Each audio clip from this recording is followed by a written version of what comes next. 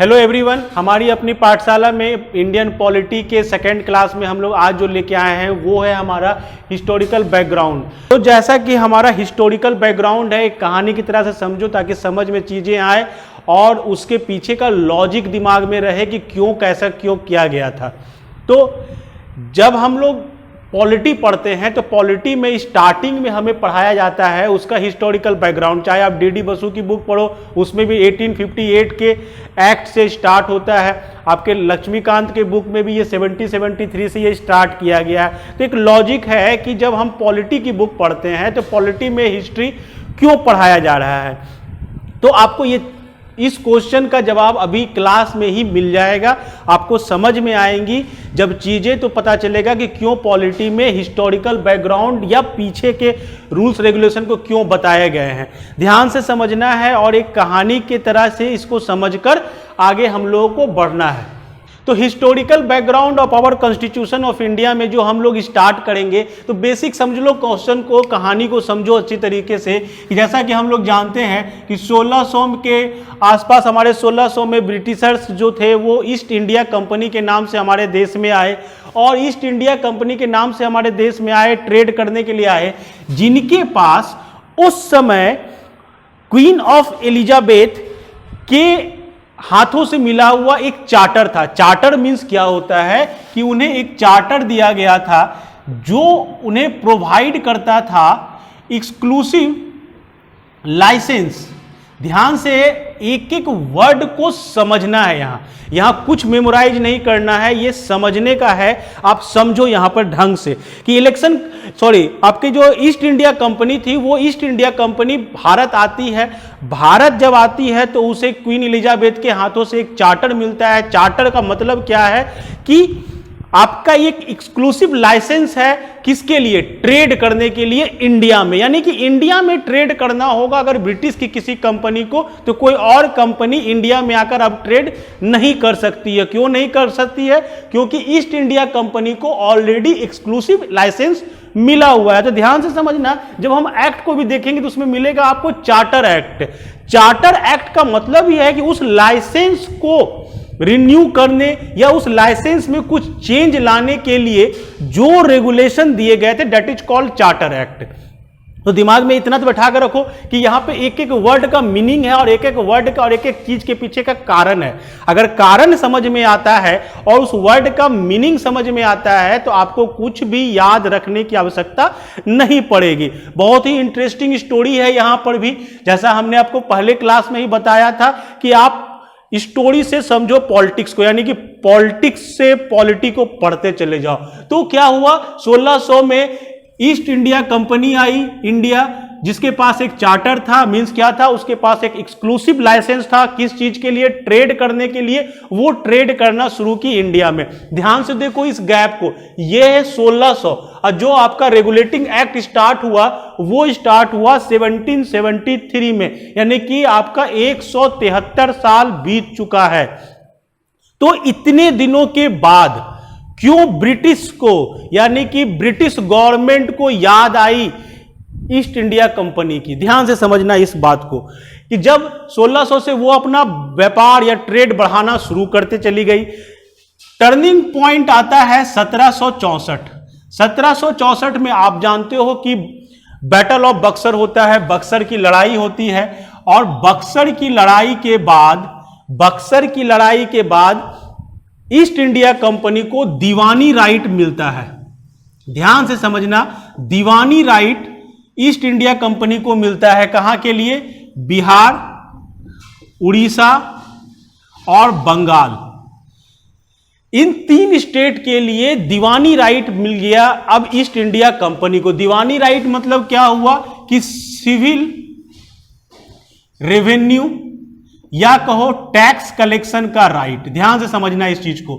यहां पे east India company, इसके पहले तक ईस्ट इंडिया कंपनी सिर्फ ट्रेड कर रही थी, बट बक्सर के युद्ध के बाद, बक्सर की लड़ाई के बाद ईस्ट इंडिया कंपनी को मिल गया दीवानी राइट। दीवानी राइट मींस क्या हो गया कि उसे अब टैक्स कलेक्ट करने का पावर मिल गया।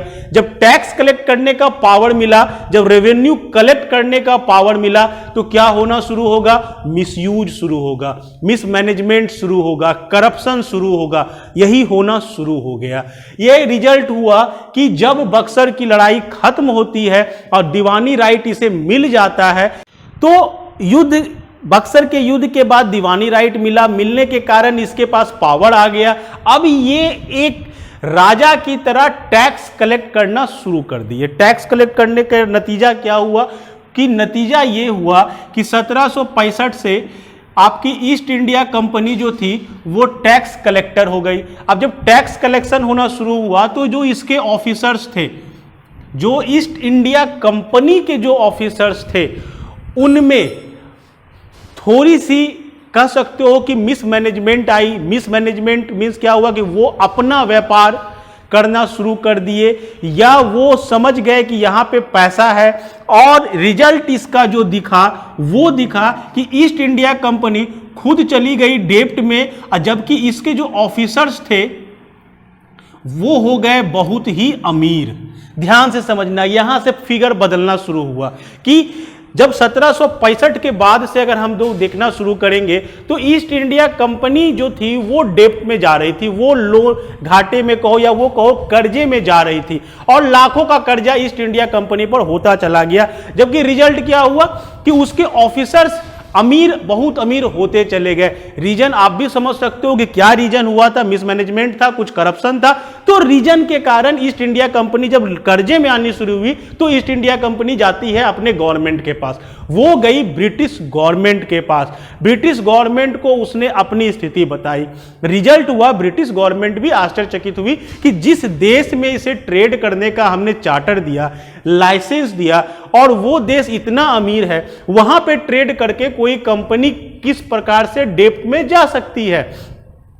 तो यहां से शुरू होता है आपका कंपनी रूल। मींस क्या हुआ कि जब ब्रिटिश गवर्नमेंट को लगा कि कहीं ना कहीं कुछ तो गड़बड़ चल रहा है, तो वो अब इस कंपनी को रेगुलेट करने के लिए, कंट्रोल करने के लिए, ध्यान से इस चीज को समझना कि British government east India company को रेगुलेट और कंट्रोल करने के लिए, जो उसके अफेयर्स थे उसे कंट्रोल करने के लिए रेगुलेशन एक्ट लाई।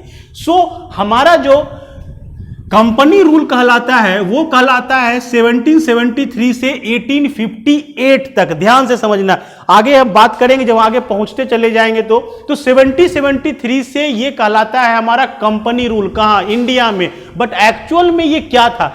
ये रेगुलेटिंग एक्ट जो आया था वो आया था to control and regulate the affairs of East India Company. ध्यान से समझना कि जो एक्ट आ रहे हैं वो किसके लिए आ रहे हैं? वो ईस्ट इंडिया कंपनी के लिए आ रहे हैं। तो पहला रेगुलेटिंग एक्ट आता है 1773 में। यहां से शुरू होता है एक कहानी।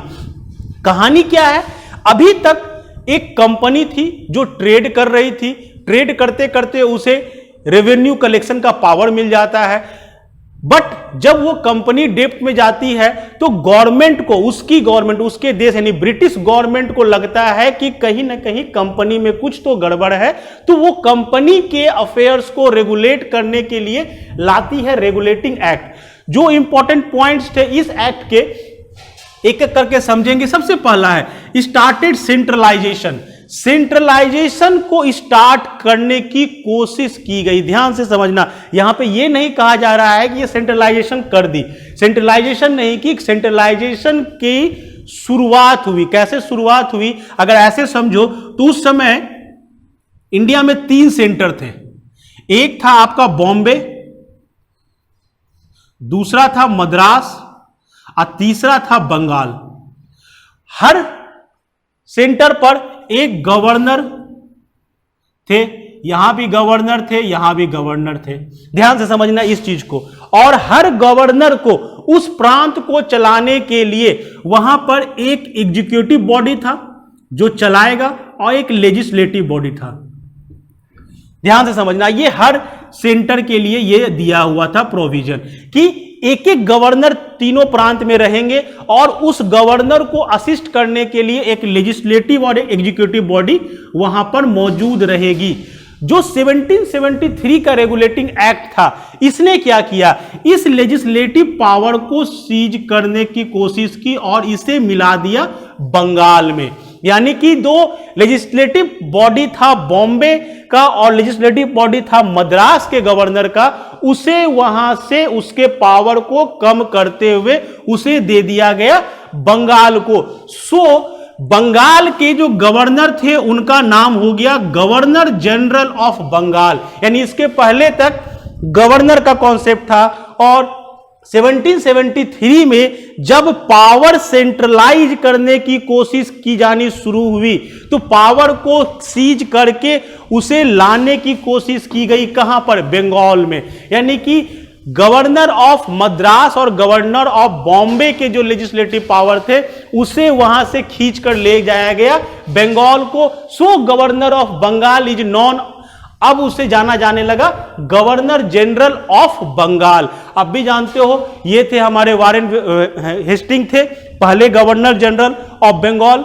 तो ये हमारी हिस्ट्री की बात है। But governor general of Bengal नाम आया यहां पहली बार। और गवर्नर जनरल को असिस्ट करने के लिए या गवर्नर जनरल के ऑफिस को चलाने के लिए एक बना काउंसिल, गवर्नर जनरल की काउंसिल बनी, गवर्नर जनरल इन काउंसिल। यानी एक काउंसिल का भी निर्माण हुआ जिसमें 4 मेंबर होते थे। ये 4 मेंबर इसमें थे जिसको कहीं पर लिखा भी जाता है काउंसिल ऑफ 4 या कलकत्ता काउंसिल, चूंकि ये कलकत्ता में मौजूद था। तो गवर्नर जनरल ऑफ बंगाल के लिए बना गवर्नर जनरल इन काउंसिल जिसमें 4 मेंबर थे। ये कौन है, ध्यान से समझना यहां पर, ये है आपका ब्रिटिश का एंट्री। तो यहां से कहानी बदलती है। अब आपके ईस्ट इंडिया कंपनी के में एक तरीके से ब्रिटिश गवर्नमेंट इन की कि अपना एक काउंसिल बनाई 4 मेंबर्स का, और जो उसकी ईस्ट इंडिया कंपनी के जो थे बोर्ड ऑफ डायरेक्टर्स जो थे बीओडी, ये रिस्पॉन्सिबल हो गए किसके? गवर्नर जनरल के काउंसिल के। यानी कि अब जो board of director east India company की थी वो एंसरेलेबल थी किसके लिए? गवर्नर जनरल इन काउंसिल के लिए। तो जो 1773 का एक्ट था, रेगुलेशन एक्ट, उसने क्या क्या किया? सेंट्रलाइजेशन की कोशिश की गई। कैसे की गई? बॉम्बे और मद्रास के पावर को खींच कर ले गया कहां? बंगाल में। सो बंगाल के गवर्नर का नाम हो गया governor general of Bengal, that is Warren Hasting. उसके बाद उस गवर्नर जनरल के असिस्टेंस के लिए एक काउंसिल की निर्माण की गई जो 4 सदस्यीय थी। ये काउंसिल को जो बोर्ड ऑफ डायरेक्टर थी वो जवाब देगी एक एक पैसे की। दूसरा जो इसका इंपॉर्टेंट था वो था सुप्रीम कोर्ट। सुप्रीम कोर्ट का गठन हुआ। फर्स्ट सुप्रीम कोर्ट आपके कलकत्ता में बनाया गया। तो यहां से सुप्रीम कोर्ट बना। 4 जजों का सुप्रीम कोर्ट था, एक चीफ जस्टिस थे और 3 जज थे। तो एक सुप्रीम कोर्ट की परिकल्पना यहां से स्टार्ट हुई। तो आपको एक ऑब्जेक्टिव यहां से भी मिलता है कि सुप्रीम कोर्ट का स्थापना कौन से रेगुलेटिंग एक्ट से हुआ? तो दैट्स इट 1773। सुप्रीम कोर्ट के आने से हुआ क्या, ध्यान से समझना। सुप्रीम कोर्ट के आने से हुआ क्या? अब आप रेगुलेटिंग एक्ट किसके लिए ला रहे हो? ईस्ट इंडिया कंपनी को रेगुलेट करने के लिए। आप ईस्ट इंडिया कंपनी को कंट्रोल करना चाह रहे हो। ध्यान से समझना कि यहां पर ब्रिटिशर्स जो थे वो ईस्ट इंडिया कंपनी को कंट्रोल करना चाह रहे थे। तो कंट्रोल करने के लिए उन्होंने ऑलरेडी एक काउंसिल का निर्माण तो कर दिया, साथ ही साथ निर्माण कर दिया किसका? सुप्रीम कोर्ट का। रिजल्ट क्या हुआ कि सुप्रीम कोर्ट लो और जो काउंसिल थी दोनों किसको कंट्रोल कर रहे हैं? बोर्ड ऑफ डायरेक्टर्स को। कौन से बोर्ड ऑफ डायरेक्टर्स को? ईस्ट इंडिया कंपनी के बोर्ड ऑफ डायरेक्टर्स को। तो क्लैश होना शुरू हुआ। यानी ये भी बोर्ड ऑफ डायरेक्टर के कंट्रोलिंग के लिए है और ये भी बोर्ड ऑफ डायरेक्टर के कंट्रोलिंग के लिए है। तो यहां से शुरू होता है झगड़ा। झगड़ा मींस क्या हुआ कि सुप्रीम कोर्ट भी चाह रही है कि हम बोर्ड ऑफ डायरेक्टर को कंट्रोल करें। काउंसिल जो बना गवर्नर जनरल का काउंसिल वो भी चाह रहा है हम बोर्ड ऑफ डायरेक्टर को कंट्रोल करें। देन इसका एक रिजल्ट मिला अमेंडिंग एक्ट 1781। 1781 में सेटलमेंट एक्ट पारित किया गया। सेटलमेंट एक्ट पारित करके क्या किया गया, बताया गया कि नहीं, ये एग्जीक्यूटिव बॉडी है हमारा, ये हमारा एग्जीक्यूटिव बॉडी है, तो यही कंट्रोल करेगा बोर्ड ऑफ डायरेक्टर को, और सुप्रीम कोर्ट इसको कंट्रोल नहीं करेगा। यानी सुप्रीम कोर्ट एग्जीक्यूटिव पार्ट को टच नहीं करेगा। मींस क्या हुआ कि जुडिशरी को अलग किया गया, एग्जीक्यूटिव बॉडी को अलग किया गया। आज के कॉन्स्टिट्यूशन में देखो आर्टिकल 50 आपको यही पढ़ाता है कि आपका जुडिशरी और एग्जीक्यूटिव, यानी ये क्या है, separation of judiciary and executive.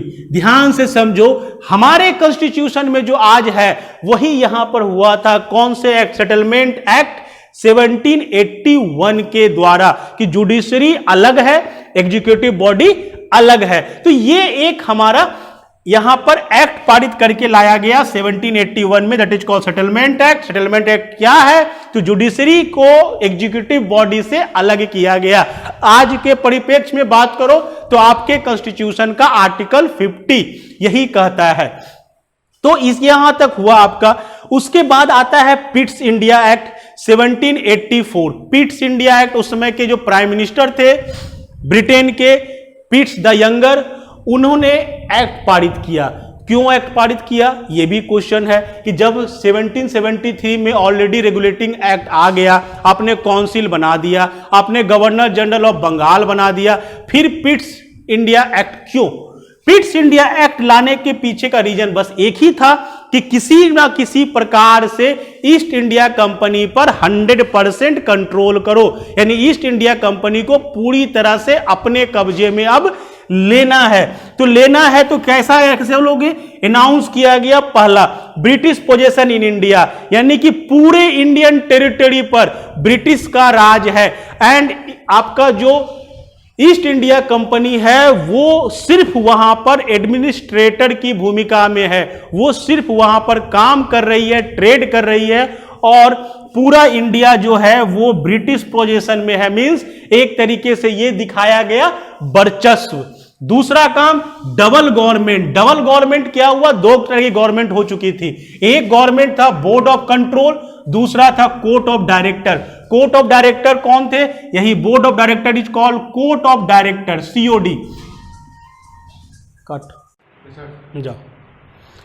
तो यहां से हुआ क्या कि जो आपके डबल गवर्नमेंट का कॉन्सेप्ट आया वो क्या था, वो समझो दौर से। पहला बोला भी जाता है कि आपका जो 1784 है वो फर्स्ट टाइम इंट्रोड्यूस किया डबल गवर्नमेंट को। कैसे डबल गवर्नमेंट आई, दो तरह की गवर्नमेंट वहां पे बैठाई गई।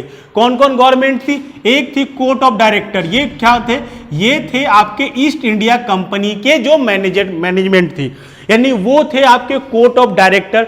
और दूसरा बोर्ड ऑफ कंट्रोल, ये बना आपका कौन सा, यहां जो थी आपकी गवर्नर जनरल इन काउंसिल, उससे मेंबर्स को लेके बनाया गया बोर्ड ऑफ कंट्रोल, यानी ये जो थी ये थी आपकी ब्रिटिश गवर्नमेंट। अब इस तरह से बंटवारा किया गया पावर्स का कि बोर्ड ऑफ कंट्रोल और कोर्ट ऑफ डायरेक्टर दोनों में बंटवारा हुआ पावर का।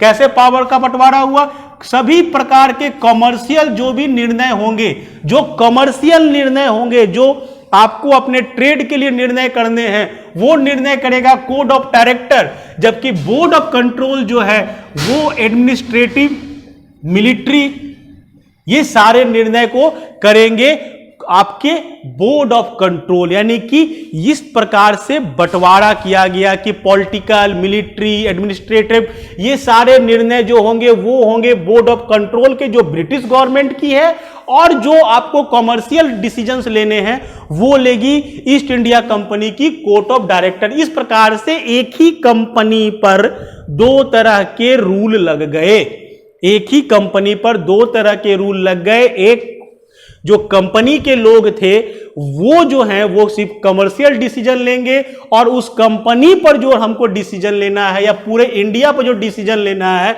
वो डिसीजन लेंगे ब्रिटिश गवर्नमेंट। तो इस प्रकार से डुअल गवर्नमेंट का कॉन्सेप्ट आया आपका पिट्स इंडिया एक्ट 1784 से। तो 1773 समझा हमने, उसके बाद हमने सेटलमेंट एक्ट समझा, उसके बाद हमने समझा पिट्स इंडिया एक्ट। अगला आता है charter act, charter act of 1833। Charter act का मतलब, चार्टर मतलब फिर से वही दिमाग में बिठाओगे, चार्टर क्या होता है? Exclusive licence. तो लाइसेंस में जरूर कुछ चेंज आएगा, यहां पर लाइसेंस में यहां पर जरूर कुछ चेंज आएगा। तो पहला चेंज अगर लाइसेंस में आएगा तो क्या आया? East India company purely administrative body. British government ने फैसला कर दिया कि अब ईस्ट इंडिया कंपनी जो है वो प्योरली एडमिनिस्ट्रेटिव बॉडी है, उसे सिर्फ ट्रेड को लगाने, अपने ईस्ट इंडिया कंपनी को चलाने के लिए जो करना है वो उतने तक ही फैसला ले सकेगी। तो ये आया आपके चार्टर में चेंज, यानी आपको जो एक्सक्लूसिव लाइसेंस दिया गया था उस लाइसेंस में चेंज लाया गया चार्टर एक्ट 1833 से। और क्या क्या आया?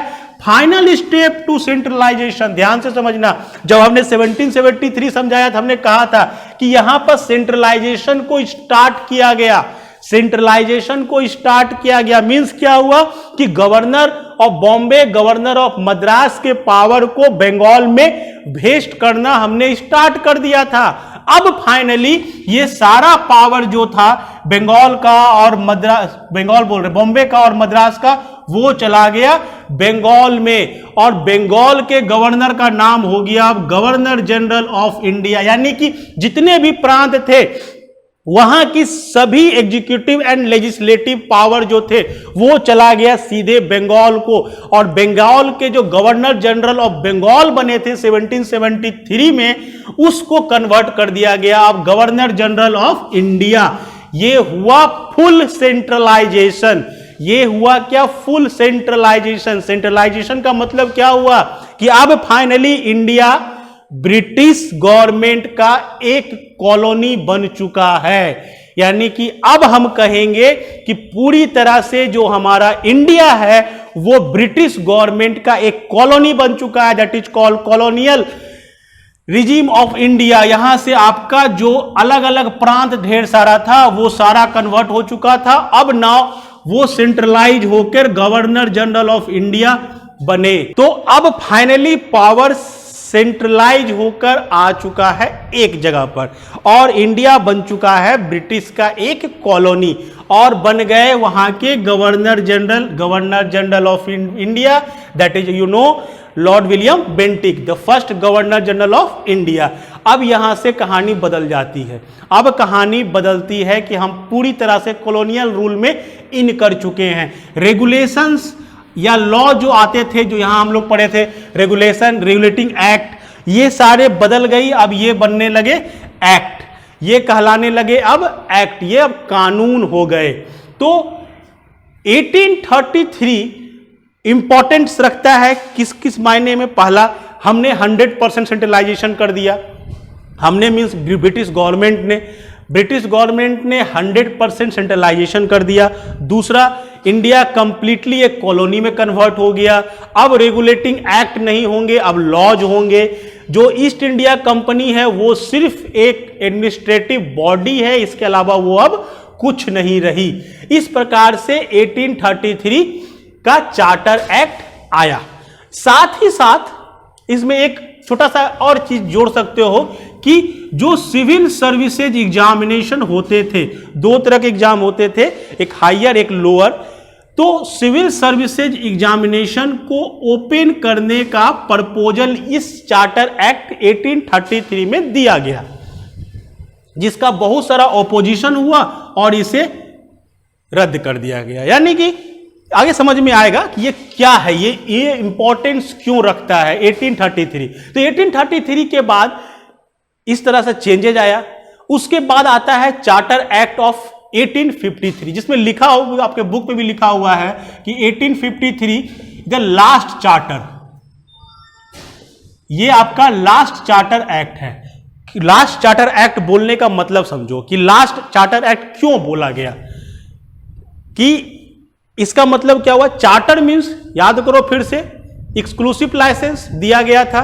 यानी कि अब हम लाइसेंस में कोई चेंज नहीं लाएंगे। अब फाइनली आपका लाइसेंस खत्म होने की कगार पर है।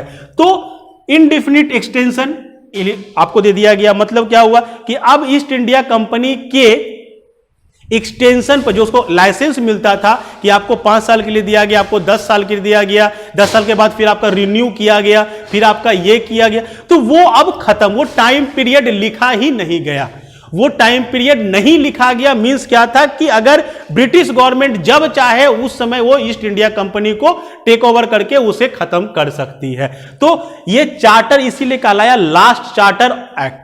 आप ध्यान से देखो, बुक में लिखा हुआ है, बुक में लिखा हुआ है, ऐसा मीनिंग है कुछ। लास्ट चार्टर एक्ट बोलने का मतलब ये हुआ कि अब ईस्ट इंडिया कंपनी का वजूद खत्म होने की कगार पर है। क्यों कगार पे खत्म है? इतने सारे रेगुलेटिंग और चार्टर एक्ट के द्वारा हमने धीरे धीरे करके ईस्ट इंडिया कंपनी के सभी पावर्स को सीज कर लिया। अब ईस्ट इंडिया कंपनी में कुछ बचा भी नहीं है।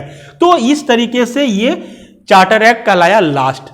अब क्वेश्चन उठा ब्रिटिशर्स के भी कि इतना सारा रूल रेगुलेशन लगाने के बावजूद, इतना सारा रूल रेगुलेशन लगाने के बावजूद भी ईस्ट इंडिया कंपनी डैमेज नहीं हो रही है। वो अभी भी ट्रेड कर रही है और बढ़िया से ट्रेड कर रही है। कहीं ना कहीं कुछ तो लूप होल था। मींस क्या है कि ईस्ट इंडिया कंपनी को डैमेज करने के लिए, डैमेज ही हुआ ना कि आप उसके पावर्स को सीज करते जा रहे हो। आप उसके ये पावर को ले लिए, वो पावर को ले लिए, उसके लेजिस्लेटिव पावर को छीन लिए, उसके कोर्ट ऑफ डायरेक्टर को आप इनरेलेवेंट कर दिए कि आपको जवाब देना पड़ेगा, आपने कितना कमाया, क्या किया। तो धीरे धीरे आप ईस्ट इंडिया कंपनी के पावर्स को सीज करते हुए उसे डैमेज करने की कोशिश करते रहे, जो 1773 से स्टार्ट हुआ। अब समय आ गया 1853, अच्छा खासा गैप आ चुका है, यानी 50, 60, 70 साल हो चुके हैं। उसके बावजूद भी आप ईस्ट इंडिया कंपनी को बर्बाद नहीं कर पाए। तो इसके पीछे का एक लॉजिक था कि ईस्ट इंडिया कंपनी को बर्बाद नहीं करने के पीछे का जो लॉजिक था वो था सिविल सर्वेंट, ब्यूरोक्रेसी जो आप बनोगे आगे जाके। ब्यूरोक्रेसी के कारण, ब्यूरोक्रेसी उसकी जो थी वो कैसी थी वो समझो। जैसे अभी हमने कहा कि सिविल सर्विसेज एग्जामिनेशन दो तरह के थे, एक थे लो, एक था हाई।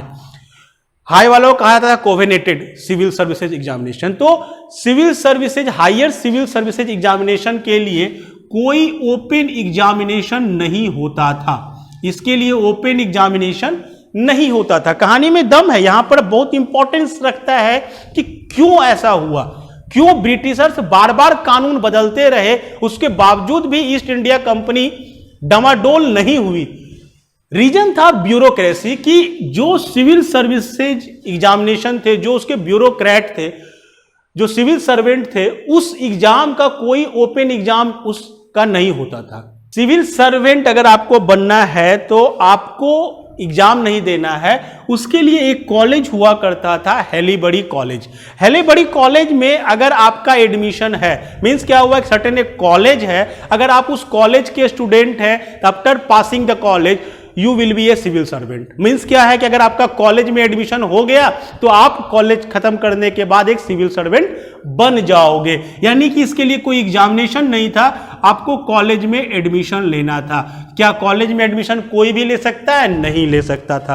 कॉलेज में एडमिशन के लिए कोर्ट ऑफ डायरेक्टर का रिकमेंडेशन चाहिए। कोर्ट ऑफ डायरेक्टर ध्यान से समझो, court of director east India company का था। Court of director east India company का था, यानी ईस्ट इंडिया कंपनी के जो डायरेक्टर्स थे उनके रिकमेंडेशन पे आपको कॉलेज में एंट्री मिलती थी। कॉलेज पास आउट करने के बाद आप बनते थे सिविल सर्वेंट।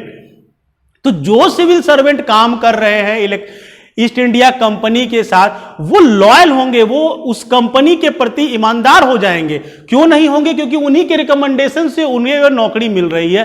तो ये जो था, ये जो टर्म था, ये टर्म उस इंस्टीट्यूट को, उस कंपनी को बनाए रखे था कि सिविल सर्वेंट्स जो थे वो चूंकि उसी के रिकमेंडेशन से बन रहे थे तो वो उसके प्रति लॉयल थे और वो ईस्ट इंडिया कंपनी को बचाकर रखे हुए थे। तो ये अगर इस ब्यूरोक्रेसी को तोड़ना है तो इस सिस्टम को बदलना पड़ेगा, जो हमने आपको थोड़ी देर पहले भी कहा था। 1833 में सीएससी को, सिविल सर्विसेज एग्जामिनेशन को ओपन करने की प्रपोजल को रखा गया, जिसको कोर्ट ऑफ डायरेक्टर ने बहुत बुरी तरह से रेसिस्ट किया कि नहीं ये नहीं हो सकता है। रीजन समझ में अब आपको आ रहा होगा। बट जो आपका 1853 का जो एक्ट आया, चार्टर एक्ट, उसने कह दिया कि नहीं, सिविल सर्विसेज एग्जामिनेशन को हम ओपन करेंगे।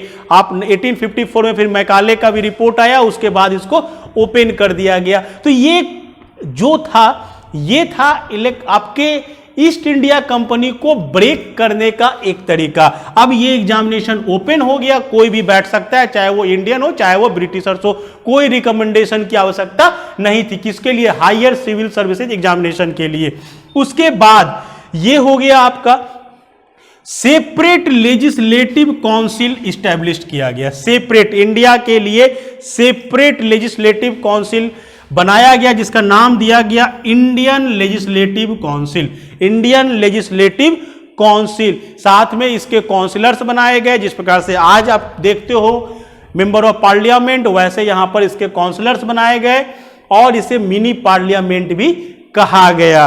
तो इस प्रकार से ब्रिटिश ने सोचा, ब्रिटिश गवर्नमेंट ने सोचा कि हम दे रहे हैं last charter act. Last charter act मतलब क्या हुआ कि अब ईस्ट इंडिया कंपनी पूरी तरह से खत्म होने के कगार पे आ गई है। अब हमें अपने चार्टर में कोई चेंज नहीं लाना है। अब हमने उस ईस्ट इंडिया कंपनी को पूरी तरह से खत्म कर दिया। अब हम जो चाहे ईस्ट इंडिया कंपनी को टेक ओवर कर लेंगे, और इसलिए उन्होंने दिया 1853 में लास्ट चार्टर एक्ट। बट होनी को कुछ और मंजूर था, और आप भी जानते हो, हम भी जानते हैं, हो गया 1857 में रिवॉल्ट। आप कहोगे, हम कहेंगे द फर्स्ट इंडिपेंडेंस वार। हमने, चूंकि हम इंडियन हैं, हमारे नजर से देखोगे तो 1857 का जो रिवॉल्ट था उसे हम लोग कहते हैं फर्स्ट इंडिपेंडेंस वार हमारा हुआ। यानी स्वतंत्रता के लिए हमने पहली बार लड़ा। कब? 1857 में। वो क्या रहा था, यहां कुछ और प्लान हो रहा था, बट हो गया कुछ और, जिसको सिपाही म्यूटिनी, रिवॉल्ट, जो भी नाम आप पढ़ो, अपने हिस्ट्री में पढ़ लो। तो 1857 में हो गया रिवॉल्ट, और finally East India Company backfoot पे आ गई पूरी तरह से। रीजन जो भी हो, चाहे वो डलहौजी का डॉक्ट्रिन ऑफ लैप्स हो या जो भी रीजन्स हो, रीजन्स पे हम नहीं जा रहे हैं, बट 1857 के बाद से फाइनल हो गया कि अब जो कंपनी रूल है वो खत्म होगा। क्योंकि अब ईस्ट इंडिया कंपनी, पहले ही उसे डैमेज कर दिया गया था, और डैमेज करने के बाद जो रिवॉल्ट हो गया, रिवॉल्ट होने का सारा दोष चला गया कंपनी पर कि कंपनी के मिसमैनेजमेंट के कारण इतना बड़ा रिवॉल्ट हुआ। तो फाइनली ब्रिटिश गवर्नमेंट ने डिसाइड कर लिया कि अब हमें ईस्ट इंडिया कंपनी इंडिया में नहीं चाहिए, ईस्ट इंडिया कंपनी को इंडिया से खत्म करो। अब फाइनली 1858 का एक्ट आया, और यहां से हम लोग कहेंगे कि क्राउन राज शुरू हो गया। यानी कि कंपनी रूल खत्म होता है, और क्राउन, अंडर द क्राउन हम लोग प्योर ब्रिटिश गवर्नमेंट के अंदर क्राउन राज में हम लोग एंट्री करते हैं। तो आता है 1858 का act, that is called government of India act 1858। नाम ही आपको क्लियर हो जाएगा, गवर्नमेंट ऑफ इंडिया एक्ट। यहां से जब पहले पढ़ रहे थे हम लोग तो क्या देख रहे थे? Regulating act, Pitt's India act, charter act, charter act. तो अभी तक चल रहा था कंपनी पर शासन। अब हुआ गवर्नमेंट ऑफ इंडिया एक्ट, अब हुआ इंडिया पर शासन। अब इंडिया, पहले इंडिया ईस्ट इंडिया कंपनी के अधीन थी, और east India company British government के अधीन थी। अब बीच का जो मीडिएटर था हमारा ईस्ट इंडिया कंपनी, उसे हटा दिया गया। अब डायरेक्ट हम ब्रिटिश गवर्नमेंट के अंदर चले गए। यानी फाइनली हम तो गुलाम थे, पहले हम कंपनी की गुलामी कर रहे थे, अब हम गुलामी करेंगे ब्रिटिश गवर्नमेंट की। तो यहां से आता है हमारा गवर्नमेंट ऑफ इंडिया एक्ट 1858। देखते हैं इस पे क्या क्या चेंजेज आया।